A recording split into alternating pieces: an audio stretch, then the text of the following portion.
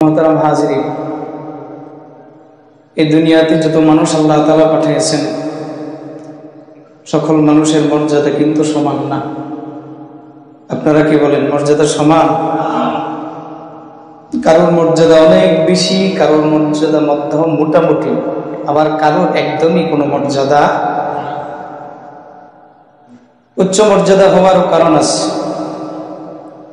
মর্যাদার মধ্যস্থতায় থাকারও কারণ আছে, আবার মর্যাদাহীন অপমানিত হওয়ারও কারণ আছে না নাই? এটা আমরা আমাদের যৌক্তিক বিবেচনায় বুঝতে পারি যে দুনিয়াতে কিছু মানুষ দামি, আবার কিছু মানুষ কম দামি। বুঝি কি বুঝি না? আল্লাহ জাল্লা শানুহু, আল্লাহ নিজের ইচ্ছা ব্যক্ত করে দুনিয়ার কিছু কিছু মানুষকে তামাম পৃথিবীর সবচেয়ে দামি সৃষ্টি হিসেবে ঘোষণা দিয়েছেন, এবং সেই ঘোষণাটা আল্লাহ পাক দিয়েছেন কোরআনুল কারীম। সুবহানাল্লাহ। কোরআনের ঘোষণা এই পৃথিবীতে যত মানুষ আছে, কিছু কিছু মানুষের মর্যাদা সবার উপরে, বলেন না? কিছু কিছু মানুষের মর্যাদা কি? যে কোরআনে আল্লাহ পাক মানুষকে উচ্চ মর্যাদার ব্যাপারে ঘোষণা দিয়েছেন, একই কোরআনে আল্লাহ জাল্লা শানুহু মানুষের নিকৃষ্ট হওয়ারও ঘোষণা দিয়েছেন। একই কালামে একই ব্যক্তির ঘোষণা দুই প্রকার। ব্যক্তিকে আরো জোরে আওয়াজ চাই কে? মোহতারাম হাজিরিন, জানলাম তো যে কিছু মানুষের দাম নাই, আবার কিছু মানুষের দাম অনেক বেশি। এবার তো আমাদের জানার দরকার যে কোন কোন বৈশিষ্ট্যমণ্ডিত মানুষগুলোর দাম অনেক বেশি, আবার কোন কোন বৈশিষ্ট্য থাকলে মানুষের দাম সবচেয়ে কম, উৎকৃষ্ট নিকৃষ্ট। এই কারণগুলা, নিদর্শনগুলা আমাদের জানার দরকার আছে না নেই? তাহলে যে কয়েকটা কথা বলবো, শুধু দেহের কানে নয়, দিলের কানে শুনতে হবে। শুনতে রাজি আছেন তো? আল্লাহু তাআলা, মহান রব আল্লাহ জাল্লা শানুহু ইরশাদ করেন কোরআনুল কারীম, এমন এক কালামের মধ্যে মালিক এই মানুষের মর্যাদার কথা ঘোষণা করেছে, যে কালাম সত্য হওয়ার ব্যাপারে কোন মানুষের দিলের ভিতরে কোনো সন্দেহ নাই। মালিক আমার ডাক দিয়া বলেন, কুনতুম খায়রা উম্মাহ, ও মানব জাতি, আমি আল্লাহ জাল্লা শানুহুর যতগুলো সৃষ্টি দল আছে, সেই দলের মধ্যে কুনতুম খায়রা উম্মাহ, তোমরাই হইলে আমি আল্লাহর সর্বশ্রেষ্ঠ জাতি। বলেন না আলহামদুলিল্লাহ? মাওলা পাক যে শুধু শ্রেষ্ঠত্বের ঘোষণা দিয়েছেন এমন না, কোন কোন কারণে মালিক আমার মানুষদেরকে শ্রেষ্ঠত্বের ঘোষণা দিয়েছে, একই আয়াতের পরবর্তী অংশে মালিক আমার মানুষ শ্রেষ্ঠত্ব মর্যাদাশীল হওয়ার কারণগুলো বর্ণনা করে দিচ্ছেন। কোরআনুল কারীমের অপর এক জায়গাতে আল্লাহ পাক বলেন, উলাইকা কাল আনআম, আবার মানুষদের মধ্যেই এমন কতগুলো মানুষ আছে যে মানুষটা হইল চতুষ্পদ জন্তুর মতো। নাউযুবিল্লাহ। কিসের মতো? চতুষ্পদ জন্তুর মতো। শুধু তারা চতুষ্পদ জন্তু নয়, মালিক আমার আরো ভাগিয়ে বলতেছেন, আরো স্পষ্ট করতেছেন, উলাইকা কাল আনআম, মানুষদের মধ্যে কিছু কিছু মানুষ এমন যে মানুষগুলা চতুষ্পদ জন্তুর মতো। এবার মালিক বলেন, এমন না, বালহুম আযাল, কিছু কিছু মানুষ চতুষ্পদ জন্তুর চাইতেও আরো নিকৃষ্ট। ঘোষণা কার? উত্তম হওয়ার ঘোষণা কে দিছে? অধম হওয়ার ঘোষণা কে দিছে? কিন্তু রে ভাই, জানি না তো কোন কাজের দ্বারায় বান্দা মর্যাদাশীল হবে, আবার কোন কোন কাজের দ্বারায় বান্দা সবচেয়ে নিকৃষ্ট হবে, এটা তো আমরা জানি না। জানার দরকার আছে না নাই? কিন্তু বান্দা কোরআনের আয়াতের পরবর্তী অংশ বলার আগে দুনিয়ার যৌক্তিক কিছু দিকে আমরা চলে যাই। কিসের জন্য মানুষকে আল্লাহ পাক শ্রেষ্ঠত্বের মর্যাদা দান করেছে? একটু দুনিয়াতে আমাকে ঘুরতে হবে। মানুষ যে শ্রেষ্ঠ সৃষ্টি একটা কারণ বোঝানোর জন্য যাই। আমাদের বাজারে বা মোড়ে বিভিন্ন ধরনের বিভিন্ন ক্যাটাগরির ব্যবসায়ী আছেন। তোর মধ্যে এক ধরনের ব্যবসায়ী হলো স্বর্ণাকার। বলেন, এক ধরনের ব্যবসায়ী কি? স্বর্ণাকার। চিনেন তো সবাই নাকি? আরেক ধরনের ব্যবসায়ী হলো কামার। চিনছেন তো? বলেন, কয় ধরনের ব্যবসায়ীর কথা বললাম? এক হইল, জোরে বলেন, আরেক হইল কামার। আমি যখন স্বর্ণাকার এবং কামার দুই ব্যক্তির ঘরে গেলাম একই দিনে একই পরপর দুইটার সময়ে, গুরুত্বপূর্ণ দুইটা জিনিস আমি লক্ষ্য করলাম। সেটি কি? স্বর্ণাকারের ঘরে যখন প্রবেশ করলাম, সর্বপ্রথম আমার দৃষ্টিটা একটা বড় বক্সের দিকে গেল। তেমন বেশি বড় না, কোমর বরাবর উঁচু। বলেন, কি বরাবর? তাকাই দেখলাম যে যে বক্সটা স্বর্ণাকারের ঘরে রাখা আছে ওইটার কর্মশৈলী বড়ই সুন্দর। লোহার উপরে সুন্দরভাবে শাখা শাখা ডালপালা ফুল অঙ্কন করা আছে না নাই? খুবই সুন্দর শিল্পী দ্বারা ওই বক্সটা তৈরি করা হয়েছে। যদি বলি যে বক্সটাকে আমি একা উঠাতে পারবো, আপনারা কি বলেন? একা উঠানো কি সম্ভব হবে? আমি যদি বলি যে ওই লকটা যে ফিটিং করা আছে বক্স, আমি চাইলেই কি গোতা দিয়ে খুলে ফেলতে পারবো? এবার চলে একটু কামারের ঘর থেকে ঘুরে আসি। কামারের ঘরে গেলাম, যা দেখলাম যে না, ওই স্বর্ণাকারের ঘরে লোহার যে বক্স, ওই বক্সের চেয়ে বক্স আরো বড়। ছোট না বড়? ভুল কইতেছি? ভুল কইলে বললেন যে কথা মিলতেছে না, তাহলে যেটা হাসা হবে ওইটা বলবো, সমস্যা নেই। কামারের ঘরে গেলাম, গিয়া দেখি যে না, কাঠের বক্স, কিন্তু স্বর্ণাকারের ঘরে যে লোহার বক্স রাখা আছে তার চাইতে ছোট না বড়? বড়। কিন্তু সমস্যা হলো ওই বড় বক্সটা হলো কাঠের এবং ওইটা তেমন মজবুত না, তেমন শৈলীও নাই তার মধ্যে। এই নড়বড়ে একটা বক্স ফিটিং করে দিয়েছে। এবার আপনারা বলেন, ব্যবসায়ীর কথা বললাম এক, স্বর্ণাকার দুই। স্বর্ণাকারের ঘরে একটা বক্স দেখলাম আর একটা বক্স দেখলাম। আপনারা বলেন তো কার ঘরের বক্সটা শক্ত? হাসা তো? এবার বলেন যে স্বর্ণাকারের ঘরের বক্সটা কেন শক্ত হওয়া দরকার আর কামারের ঘরে বক্সটা কেন নড়বড়ে হইলেও চলে? বুঝেন এবার? হুজুর ঠিক বলতেছি না? স্বর্ণাকারের ঘরে যে বক্সটা লোহার বড়ই ওজন, কারণ হলো স্বর্ণাকারের ঘরের বক্সটা যদিও হয় ছোট, কিন্তু এটার ভিতরে যা রাখা হবে তার দাম কম না বেশি? জোরে বলেন না, কম না বেশি? আর কামারের ঘরে যে বড় বক্স, ওইটাতে যা রাখা হবে স্বর্ণাকারের ঘরের বক্সের জিনিসের চাইতে কামারের ঘরের বক্সের জিনিসের দাম কম না বেশি? কম না? অনেক কম না? কোনো তুলনা হবে নাকি? দুনিয়াতে যে আল্লাহ পাক কত কত মানুষকে দামি ঘোষণা দিচ্ছেন। দুনিয়ার আবার একই মানুষদেরকে কিছু কিছু মানুষের ব্যাপারে মালিক বলছেন তারা সর্বনিকৃষ্ট। কারণ আছে না নাই? আল্লাহ জাল্লা শানুহু বলেন, কুনতুম খায়রা উম্মাহ, ও আমি আল্লাহর বান্দা বান্দিরা রে, আমি আল্লাহ জাল্লা শানুহু তোমাদেরকে সবচেয়ে দামি সৃষ্টি হিসেবে সৃষ্টি করেছি। ঘোষণা কার? এবার মালিক আমার বলেন কয়েকটা কারণে তোমাদেরকে দামি বানানো হয়েছে।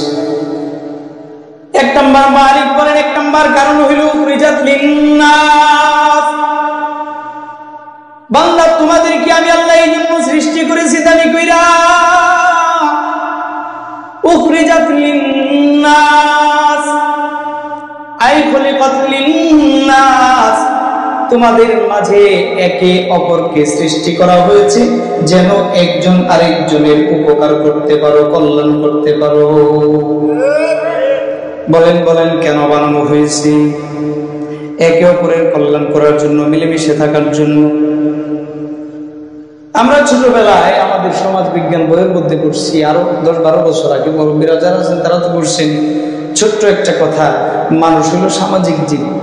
বলেন না, মানুষ কি? আরো জোরে বলেন। কেন সামাজিক জীব? একজনের বিপদে যেন আর একজন যাতা দিতে পারে, চাচা মাথায় হক হইতেছে, একজন আরেকজনের বিপদে সাহায্য করতে পারে, একজন আরেকজনের প্রয়োজনে কাজে লাগতে পারে। এই জন্য আমরা মানুষকে বলি, পড়েছিও আমরা জানিও, মানুষ কেমন জীব? সামাজিক জীব।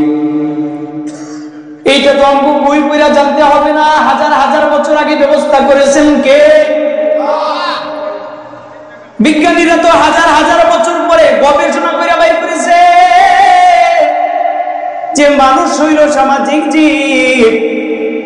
কিন্তু মহাবিজ্ঞানীদের বিজ্ঞানী একজন, তিনি কি?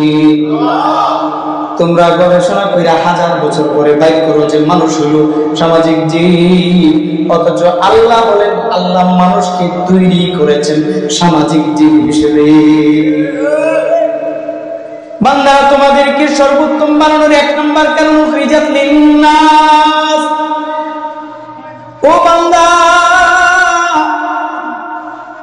তোমরা একজন যেন আরেকজনের কল্যাণে আসতে পারো, একজন যেন আরেকজনের প্রয়োজনের সামনে আগাইতে পারো। এই 1 নম্বর কারণে আমি আল্লাহ জাল্লা শাহু বান্দারা তোমাদেরকে সবচাইতে দামি করে বানিয়েছি। কিন্তু মানুষের দামি হওয়ার সেকশন হইল 2টা। বলেন, মানুষের দামি হওয়ার সেকশন কয়টা? 2টা। মানুষ 2 দিক থেকে মর্যাদাশীল। কথাগুলো শুনতেছেন তো? আমার বুঝতেছেন তো সবাই? মানুষ মর্যাদাশীল 2 দিক থেকে। একটা দিক হইল মানুষের বাহ্যিক, আরেকটা দিক হইল মানুষের আত্মিক। বলেন, কয়টা দিক? 2টা দিক। একটা দিক হইল মানুষের বাহ্যিক, আরেকটা দিক হইল মানুষের। এর মধ্যে বলেছেন, লাকাদ খালাকনাল ইনসানা ফি আহসানি তাকওয়িম। স্বয়ং মালিক আমার নিজের দিকে নিসবত কইরা বলতেছে, লাকাদ খালাকনাল ইনসানা ফি আহসানি তাকওয়িম। আমি আল্লাহ জাল্লা শাহু মানুষদের বানাইছি বান্দাদের সবচাইতে সুন্দর অবয়বে। মানুষদের জন্য আমি মালিক যে অবয়বটা রেখেছি, আর কোন সৃষ্টি জীবের জন্য আমি অবয়বটা রাখি নাই। এই মানুষদের জন্য আমি মাওলা পাক যেই মাথা রেখেছি, যেই কর্ণ রেখেছি, যেই জবান রেখেছি,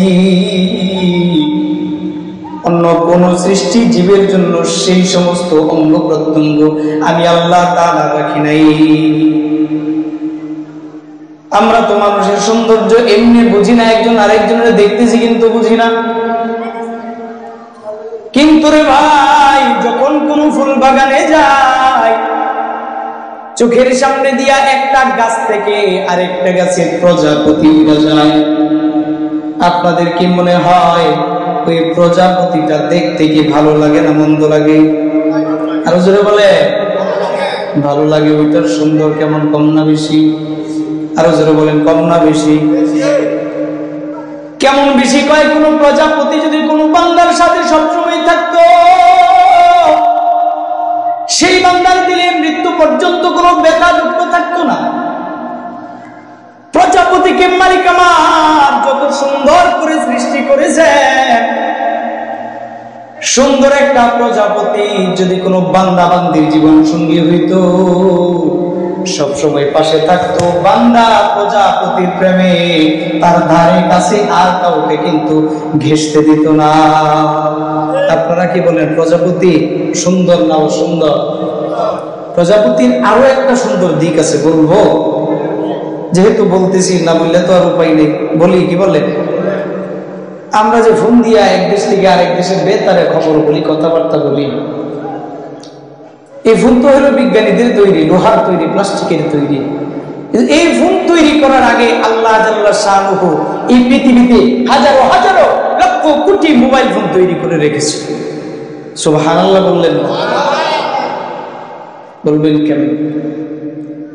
এবার বিজ্ঞানীরা অনুসন্ধান করে বের করেছে পুরুষ প্রজাপতি এবং নারী প্রজাপতি স্বামী স্ত্রী যখন দুইজন দুই দেশে থাকে, বলেন দুইজন যখন কোথায় থাকে?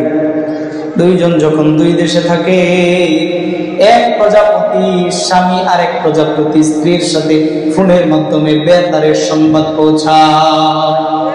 ব্যবস্থা করে দিয়েছেন কি? প্রজাপতির মাথার দুই পাশে দেখবেন আগা বলা এরকম একটা সুর আছে না নাই? দেখছেন আপনারা? যারা দেখেন নাই কালকেই যাইবেন, যেখানে প্রজাপতি পান একটু কাছে যায় ভালো করে লক্ষ্য করে দেখবেন যে প্রজাপতির মাথার চোখের উপরিভাগ বরাবর দুই দিকে দুইটা এরকম সুর আছে, যেই সুরের আগাগুলো এমন বাঁকা থাকে, চক্কর দেওয়া থাকে। অনেকেই দেখছেন তো মোটামুটি। এই প্রজাপতির চোখের অপরিভাগের যে দুইটা সুর, এই সুর দুইটা প্রজাপতির জন্য অ্যান্টিনিয়ারের কাজ করে। বলেন কিসের কাজ করে? সুবহানাল্লাহ, সুবহানাল্লাহ। আল্লাহ পাকের সৃষ্টি কতই না সুন্দর। আল্লাহু আকবার। এই প্রজাপতি যখন তার আরেক ভাই বা বোনের সাথে কথা বলতে চায়, তখন তার এই সুরটা এমন ভাবে সোজা করে, বাতাসের সাহায্যে তরঙ্গ সৃষ্টি করে, সেই তরঙ্গের সাহায্যে এক প্রজাপতির খবর আরেক প্রজাপতির কাছে পৌঁছে যায়। ব্যবস্থা করে দিয়েছেন কে? আপনারা আমরা তো মোবাইল হাতে নিয়ে বলি যে বিজ্ঞানীরা কি তৈরি করলো। আমি এই জায়গা থেকে কথা বলি, আমার ভাই মালয়েশিয়া, আমার ভাই সৌদি আরব, ওইখানে কথা বলি কি? ও ভাই, তুমি যদি বিজ্ঞানের সাধারণ একটা সৃষ্টি দেখে আশ্চর্যান্বিত হও, আমার মালিক এই বিজ্ঞানেরও হাজার হাজার, বিজ্ঞানেরও বহু কাজ আরো হাজার হাজার বছর আগে সৃষ্টি করে রেখেছেন, তাহলে আল্লাহর সেই সমস্ত সৃষ্টিগুলা সুন্দর না অসুন্দর? আরো জোরে বলেন। কিন্তু বান্দা ওই সমস্ত সুন্দর সৃষ্টির চাইতেও আপনি আমি বলেন না দিই না, নিজেরা কইতে মন চাই যে আমি সুন্দর না? সবাই সুন্দর তো। মালিক আমার মানবজাতিকে দুই দিক থেকে মর্যাদাশীল করেছেন। বান্দা মর্যাদাশীল করার এক নম্বর দিক হইল, বান্দা তোমাকে আল্লাহ যে বাহ্যিক অবয়ব দিছে, তোমার অবয়বটা কি স্বয়ং আমার আল্লাহ কোরআনের দ্বারাই সার্টিফাই করেছেন, সনদ দান করেছেন। লাকাদ খালাকনাল ইনসানা ফি আহসানি তাকওয়িম। আমি মালিক বান্দা তোমাদেরকে যে অবয়ব দান করেছি, ফি আহসান, ওই অবয়বটাও হইল তামাম পৃথিবীর মাঝে সবচেয়ে সুন্দর অবয়ব। এটা হলো বান্দার মর্যাদা, বাহ্যিক মর্যাদার একটা দিক। কিন্তু বান্দার দেহাবয়বের যে মর্যাদা আছে, ওইটা তামাম পৃথিবীর সকল মানুষের মাঝে সমান, এক সমান, কোনো ভেদাভেদ নাই। কিন্তু বান্দা মালিক তোমার এই অবয়বের ভিতরে যে একটা রূপ ফুঁকে দিছে, যদি বান্দা তোমার সেই রূপটা মর্যাদাশীল হয়, মনে করবা বান্দা তুমি হইলা সবচেয়ে দামি। বান্দা আত্মিক ভাবে মর্যাদাশীল হইতে গেলে, দামি হইতে গেলে বেশ কয়েকটা কারণ মালিক উল্লেখ করেছেন। এক নম্বর যে কারণ মালিক আমরা বলেছেন, সেই কারণ হলো উখরিজাত লিন্নাস, মানুষদেরকে মালিক বানাইছেন একজন আরেকজনের কল্যাণকামী হওয়ার জন্য, কল্যাণ করার জন্য। বলেন কি করার জন্য? কল্যাণ করার জন্য। এবার আপনারা বলেন, যেই কারণগুলো থাকলে বান্দা হবে সবচেয়ে দামি, সেই কারণগুলো যদি বান্দাদের ভিতরে না থাকে, সেই বান্দাটা কি দামি? জোরে বলেন না কেন? এবার একটু অনুসন্ধান করে দেখেন যে ওই গুণটা আপনার আমার ভিতরে আছে। আপনি আমি আমাদের সমাজের মানুষের কল্যাণকামী নাকি অকল্যাণকামী? নাই বান্দা নাই। বর্তমান সমাজে কেউ তো কারোর কল্যাণ চায় না। দুনিয়ার কোন সেক্টরের দিক থেকে যদি কোনো বান্দা এগিয়ে যেতে চায়, তাহলে অন্যান্য বন্ধু বান্ধব, আশপাশের মানুষ যারা আছে, অহংকারের বশে পড়া সে বান্দাটাকে সামনে এগোনোর কোনো সুযোগ দিতে চায় না। সত্য কইলাম না মিথ্যা কইলাম? ও ভাই, কেমনে বোঝায় আপনাদেরকে, কেমনে বোঝায়? আপনি যদি ব্যবসা করতে যান, ব্যবসার দিক থেকে যদি আপনি এগিয়ে যেতে চান, তাহলে সমাজের 2 জন যদি বলে ভালো আর 10 জন বলবে মন্দ। বলবে কি বলবে না? এমন হয় কি হয় না?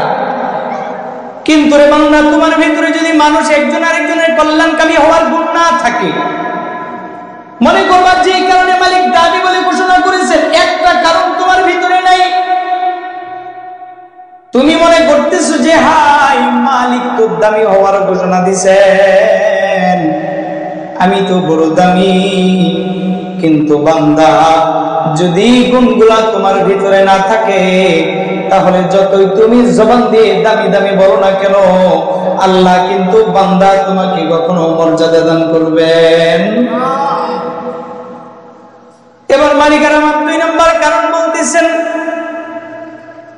মালিক আমার ডাক দিয়া বলেন, বান্দারা, তোমরা যে সবচেয়ে দামি সৃষ্টি হওয়ার 2 নম্বর কারণ, তা'মুরুনা বিল মা'রুফি ওয়া তানহাউনা আনিল মুনকার। বান্দা, তোমরা একজন আরেকজনকে সৎ কাজের আদেশ দিবা, একজন আরেকজনকে অসৎ কাজ থেকে বাধা দিবা। বলেন কয়টা কাজ? 2টা কাজ। একটা হইল তা'মুরুনা বিল মা'রুফ, একজন আরেকজনকে সৎ কাজের আদেশ দিবা।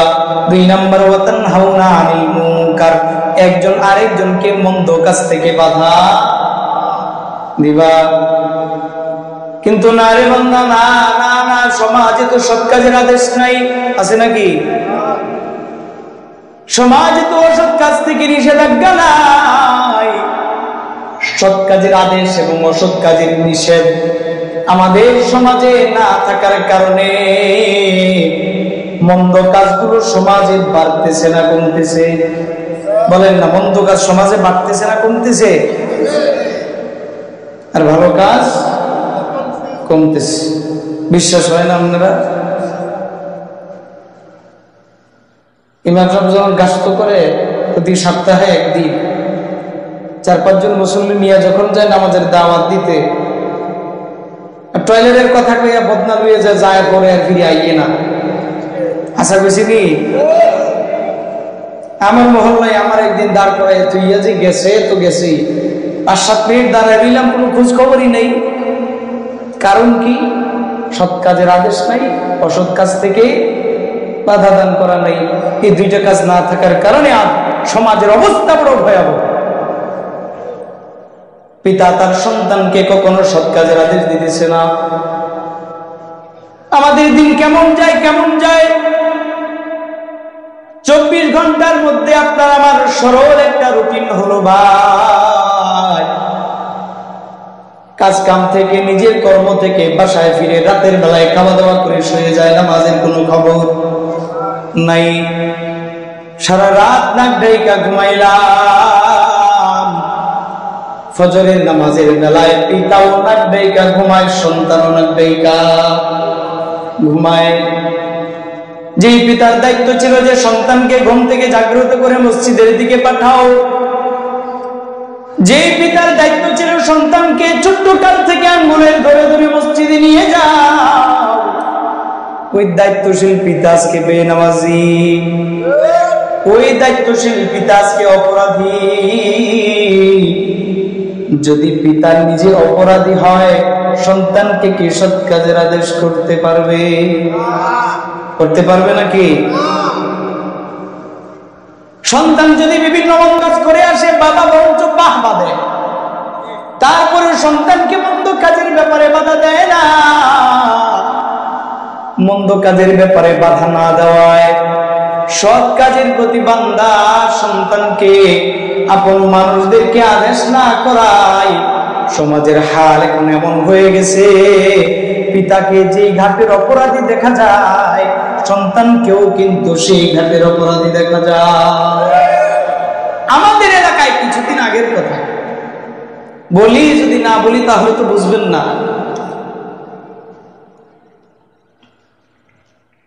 কিছুদিন আগের কথা, একটা গানের আয়োজন করছে। কিসের আয়োজন?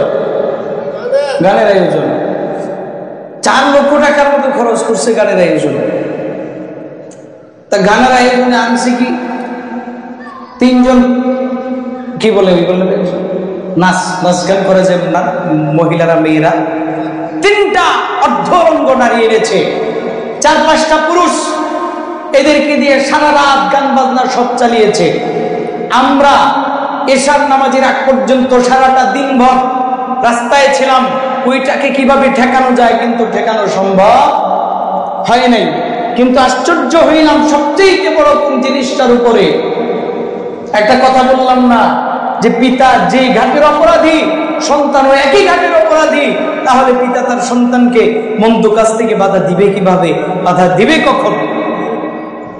সেই মঞ্চে আয়োজক হলেন পিতারা, সন্তানরা হলো দর্শক। আয়োজন করেছে সকল পিতারা মিলে, আর সেই আয়োজন দেখেছে, উপভোগ করেছে তার সন্তানেরা। এই যে একটা অবস্থায় আমি বলেছিলাম যে আরে ভাই, এই মঞ্চ তো সাধারণ কোনো মঞ্চ নয়, মঞ্চ হলো এমন একই নারীর নগ্ন দেহ দেখে সন্তান এবং পিতা উভয়জন উত্তেজিত হয়ে ভাষায় ফিরে। তা কি সত্য বললাম? আর এই মন্দ কাজের দিকটা, সিস্টেমটা যায় কোন দিকে জানেন? কোন দিকে যায় জানেন? সরদারে দো আলম নবী দুনিয়াতে আসার আগে দুনিয়ার একটা হালত আপনাদেরকে বলি। আইয়ামে জাহিলিয়াতের দিন, আইয়ামে জাহিলিয়াতে এক ছোট বোন তার আপন ভাইকে বলতেছে, কথাগুলো খেয়াল করবেন। আইয়ামে জাহিলিয়া যুগে অবস্থা কেমন ছিল? ছোট বোন তার ভাইকে বলতেছে যে ও ভাই, যৌবনের শক্তিতে তুমি আমার বাবার চাইতে শক্তিশালী। কথা বলছেন আমার? যে কথা বলতেছি ভাঙায় যেন দিতে না হয়, ভালো করে শুনেন, বারবার বলতেছি। ছোট বোন তার আপন ভাইকে যায় বলতেছে, ও ভাই, যৌবনের শক্তির দিক থেকে তুমি আমার পিতার চাইতেও শক্তিশালী। ঘটনা বুঝছেন আপনারা? এবার ভাই কি উত্তর দেয়? ভাই বলে, বোন, হ্যাঁ, তুমি যে কথাটা স্বীকার করেছো, তোমার মাও আমার কাছে একই কথা স্বীকার করেছে। এবার বলেন, এই যে মেয়ে, ভাই, বোন, বাবা, এদের কোনো পরিচয় আছে? ঘটনা আপনারা বুঝছেন তো? ঠিক আইয়ামে জাহিলিয়াতের যুগে যেমন ভাই বোন এদের কোনো পরিচয়, মা বাবার পরিচয় ছিল না, এখনকার জমানায়ও যখন দেখি যে পিতা এবং সন্তান একই জলসা থেকে উত্তেজিত হয়ে বাসায় ফিরে, তখন ভাবি যে এটা কেমন জানি আইয়ামে জাহিলিয়াতের যুগের ওই ঘটনার সাথে মিলে যাচ্ছে। কথা বুঝতে পারছেন আমার? এজন্যই বলি, ও ভাই, আপনি তো অপরাধী, আপনি অপরাধ থেকে বাধা দিবেন কিভাবে?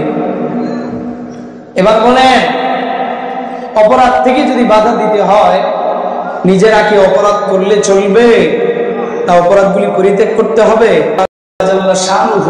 মানব জাতিকে শ্রেষ্ঠ বলার 2 নম্বর কারণ বলছেন, তা'মুরুনা বিল মারুফি ওয়া তানহাউনা আনিল মুনকার। বান্দা, তোমরা একজন আরেকজনকে সৎ কাজের আদেশ দিবা আর মন্দ কাজ থেকে বাধা দিবা। তাহলে দামি হওয়ার কয়টা কারণ গেল? মনে নাই? কয়টা কারণ গেছে? 2টা। 1 নম্বর, উখরিজাত লিন-নাস আই খালিকাত লিন-নাস লিখাইরিন নাস, তোমাদেরকে সৃষ্টি করা হয়েছে যে তোমরা একে অপরের কল্যাণকামী হইবা। 2 নম্বর কারণ, সৎ কাজের আদেশ দিবা, অসৎ কাজ থেকে বাধা দান করবা। এবার মালিক ফাইনাল ফিনিশিং এ যাচ্ছেন, ওয়া তুমিনুনা বিল্লাহ, কল্যাণকামী হইয়া সৎ কাজের আদেশ, অসৎ কাজের বাধা দিয়া সবাই ঈমানদার হইয়া আমি আল্লাহর জান্নাতের মেহমান হইয়া যাবা। বান্দার সমাজে যদি কেউ সৎ কাজ ছেড়ে দেয়, তা হালত কি হবে? সরদারে দো আলম নবী শেষ জামানার 3টা হালতের কথা বলেছেন। বলেন কয়টা হালত? 1 নম্বর, রাসূল বলেন, ইদা আদমাত উম্মতি আদ-দুনিয়া নুজিআত মিনহা হাইবাতুল ইসলাম। আমি নবীর উম্মতের দিলের ভিতর থেকে যখন ইসলামের মূল্যবোধ কমে যাবে,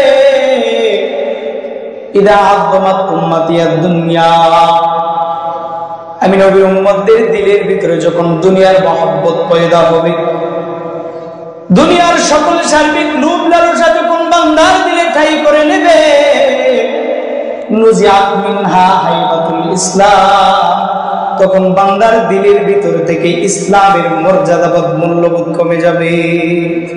দুনিয়া বান্দার ভিতরে প্রবেশ করবে, ইসলামের মহব্বত, সুন্নতের মহব্বত, কুরআনের মহব্বত বান্দার দিল থেকে বের হয়ে যাবে। সরদারে দো আলম নবী এবার বলেন, ওয়া ইযা তারাকাতিল আমরু বিল মারুফি ওয়ান নাহইয়া আনিল মুনকার, আমার উম্মতেরা যখন সৎ কাজের আদেশ দেওয়া এবং অসৎ কাজ থেকে বাধা দেওয়া থেকে বিরত থাকবে, সৎ কাজের আদেশ দিবে না, অসৎ কাজ থেকে বাধা দিবে না, রাসূল বলেন বান্দা সবচেয়ে দামি জিনিস থেকে বঞ্চিত হয়ে যাবে। রাসূল বলেন সেই বান্দাটা হারিমাত মিন বারাকাতিল ওয়াহয়ি, কুরআনের বরকত থেকে বঞ্চিত হয়ে যাবে। কিসের বরকত থেকে? বলেন না কিসের বরকত? আরো জোরে বলেন কিসের বরকত? সময় কম, আমি শুধু বুঝে যাচ্ছি, এখানে অনেক কথা ছিল। কোরআনের বরকত থেকে বান্দারা বঞ্চিত হবে মানে কি? এই বঞ্চিত হওয়ার বিষয়টা বোঝাতে গেলে একটা হাদিস আপনাদের সামনে পেশ করি। সরদারে দো আলম নবী বলেন, কালামুল্লাহি হুয়া হাবলুল্লাহিল মামদুদ, এই কোরআন, এই কালাম, এটা আমরা দেখতেছি শুধু কালাম যেটা আমাদের হাতে, কিন্তু না, এটার লাইন খুব সুদীর্ঘ, এটার লিঙ্ক বড়ই সুদীর্ঘ, বড়ই উপরে। রাসূল বলেন কালামুল্লাহি হুয়া হাবলুল্লাহিল মামদুদ, কালামুল্লাহ আল কুরআনুল কারীম, এই কোরআনটা হলো আল্লাহর পক্ষ থেকে দেয়া একটা রশ্মি, যেই রশ্মিটা মিনাস সামাই ইলাল আরদ, আসমান থেকে আল্লাহ পাক জমিনের দিকে ছেড়ে দিয়েছেন। যেই রশ্মির এক মাথা হলো আল্লাহ পাকের কুদরতি হস্তে, আরেক মাথা দুনিয়ায়। আপনারা বলেন, যদি কেউ এই দুনিয়াতে রাখা মাথায় ধরে, আল্লাহ যদি টান দেন, বান্দা যদি বেয়ে উঠে, তাহলে বান্দা যাবে কার কাছে? আরো জোরে বলেন। রাসূল বলেন যখন বান্দারা সৎ কাজের আদেশ দেওয়া থেকে বিরত থাকবে, অসৎ কাজ থেকে বাধা দেওয়া বান্দারা ছেড়ে দিবে, সেই সমস্ত বান্দারা কোরআনের বরকত থেকে বঞ্চিত হয়ে যাবে, আল্লাহর রহমতের দূরি থেকে বান্দারা ছিন্ন হয়ে যাবে। যে কোরআন থেকে আপনি আমি বিচ্ছিন্ন হয়ে যায়, ইমানদার হইয়া মৃত্যুবরণ করতে পারবো গ্যারান্টি দেওয়া যাবে? তাহলে কোরআনের বরকতে, কোরআনের এই রশ্মিতে যদি আমাদেরকে জমা থাকতে হয়, যদি আঁকড়ে থাকতে হয়, তাহলে সৎ কাজের আদেশ দিতে হবে, অসৎ কাজ থেকে বাধা দিতে হবে। সরদারে দো আলম নবী আবার 3 নম্বরে বলেন, ওয়াইদা তাসাব্বাত উম্মতি সাকাতাত মিন আইনিল্লাহ। সরদারে দো আলম নবী বলেন যখন আমার উম্মতেরা সামান্য কারণ নিয়ে একজন আরেকজনকে গালাগালি আরম্ভ করবে, গালি শুরু করবে, সরদারে দো আলম নবী বলেন তখন বান্দারা আল্লাহ পাকের রহমতের দৃষ্টি থেকে ঝরে যাবে, রহমতের দৃষ্টি থেকে ঝরে যাবে। হাদিস বলা আমার মূল উদ্দেশ্য না, শুধু বোঝানো ছিল উদ্দেশ্য। এবার বলেন, আল্লাহ পাক যে মানুষকে দামি বলে ঘোষণা করেছেন, এর মধ্যে কয়টা কারণ আছে? 3টা কারণ। 1 নম্বর কারণ, মানুষদেরকে বানানো হয়েছে একে অপরের কল্যাণকামী হওয়ার জন্য। 2 নম্বর কারণ, এই মানুষেরা সৎ কাজের আদেশ দিবে, অসৎ কাজ থেকে বাধা দান করবে। 3 নম্বরে সবাই ইমানদার হবে। এই 3টা গুণ বৈশিষ্ট্য যদি আপনার আমার ভিতরে দায়েম থাকে, অবস্থায় থাকে, মনে করবেন যে আপনি আমি হইলাম আল্লাহ পাকের সবচেয়ে দামি সৃষ্টি। কিন্তু যদি এই 3 গুণ আপনার আমার ভিতরে না থাকে, একই কোরআনে আল্লাহ বলেছেন উলাইকা কাল আনআম, এরাই আবার নিকৃষ্ট, চতুষ্পদ জন্তুর মতো। শুধু জন্তু নয়, বালহুম আযাল, চতুষ্পদ জন্তু কুকুর হইতে পারে, শিয়াল হইতে পারে, এদের চাইতেও মানুষেরা আবার নিকৃষ্ট। আমরা কি নিকৃষ্ট হইতে চাই না উৎকৃষ্ট হইতে চাই?